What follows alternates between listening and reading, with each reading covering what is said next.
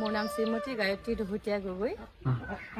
মইতাকগুলি উন্নয়ন খণ্ডৰ লাংকাচি পঞ্চায়তৰ অন্তৰ্গত ধুলিজান গাঁৱৰ শ্যামলী আত্মসহায়ক গোটৰ মই এগৰাকী সদস্যা।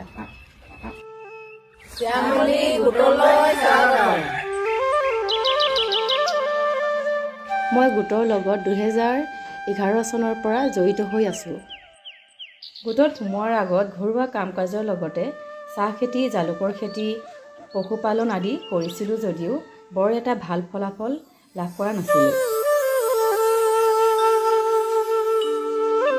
গোটত সোমোৱাৰ পাছতে ঋণ পোৱাৰ লগতে কৃষিসখী, পশুসখী বাইদেউসকলৰ দ্বাৰা বৈজ্ঞানিক পদ্ধতিৰে খেতি আৰু পশুধন পালনত প্ৰশিক্ষণ লৈ এতিয়া যথেষ্ট লাভান্বিত হৈছোঁ।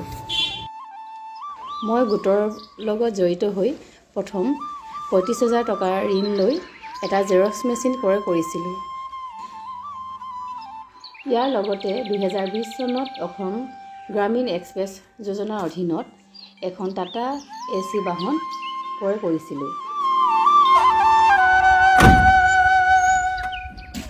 2022 চনত বেংকৰ পৰা পোৱা 1 লাখ টকাৰ ঋণেৰে মই বাগান আৰু জালুক খেতিৰ বাবে বিনিয়োগ কৰিছিলোঁ।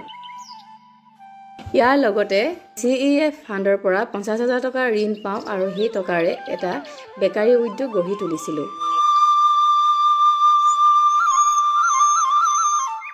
ইয়াৰ লগতে এগ্ৰিকালচাৰ বিভাগৰ ফালৰ পৰা এটা পিঠা খুন্দা মেচিন লাভ কৰিছিলোঁ আৰু তাৰ পৰা মই যথেষ্ট লাভান্বিত হৈছোঁ। মই কৰা এই সকলোবোৰ কামৰ পৰা মাহিলী 20,000 পৰা 25,000 টকালৈকে উপাৰ্জন কৰিব পাৰিছোঁ।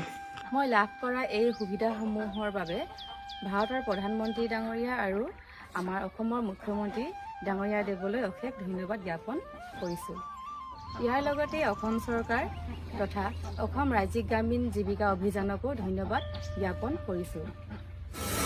এতিয়া মই এগৰাকী লাখপতি মহিলা।